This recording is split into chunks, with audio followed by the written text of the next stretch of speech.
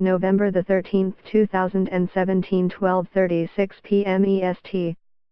New rules to protect taxpayers from bank failures may push investors out of a $95 billion, $75 billion, corner of Canada's corporate bond market, reducing liquidity and raising borrowing costs. Under a regime set to take effect in 2018, short-term bank deposit notes typically sold to institutional investors will gradually be replaced by senior bail-in debt that can convert to equity in the event of a bank failure. The new instruments may be off-limits to money market investors who aren't allowed to hold securities that risk being converted to equity, some analysts and money managers say.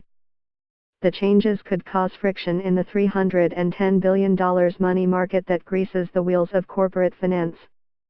Short-term investors scoop up deposit notes with less than a year left to maturity as longer-term investors sell. That helps keep the market liquid, allows banks to borrow at low rates and offers investors access to safe bonds that yield more than short-term government debt. What we don't know is if there is going to be an impact to bank funding costs because there is not a wall of money market buying at 1 year, according to Chris Summers, a credit analyst at BMO Capital Markets who follows Canadian banks. The federal government and bank regulator are expected to release final guidelines for the bail-in regime before the end of the year, including how much debt and capital banks will need to hold to satisfy their total loss absorbing capacity requirement, also known as the TLAC ratio.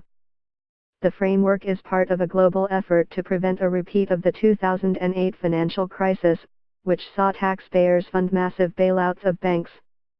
The potential wrinkle for Canadian money market investors is due to an interpretation of existing securities law. The draft rules say unsecured debt with a term of at least 400 days will be eligible for bail-in and that a security must have at least 365 remaining days to maturity to count toward a bank's TLAC ratio. The TLAC ratio must be 21.5% of risk-weighted assets by November 1, 2021. Currently the Big Five Canadian banks have an average TLAC ratio of 15%, according to Himanshu Bakshi, a Bloomberg Intelligence credit analyst. About $18.6 billion of existing deposit notes mature in the first half of 2018, according to a RBC Capital Markets report. If banks don't issue deposit notes to replace them before the bail-in guidelines are finalized, they will be replaced by senior bail-in debt. The average spread on a 5-year deposit note is about 71 basis points over government debt, according to RBC.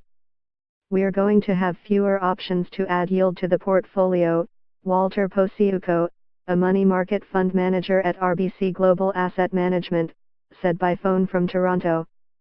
The fund likely won't purchase the new senior bail-in debt because of the lack of clarity around securities regulation and liquidity concerns, choosing instead to buy other short-term bank debt such as bankers' acceptance and bearer deposit notes, he said.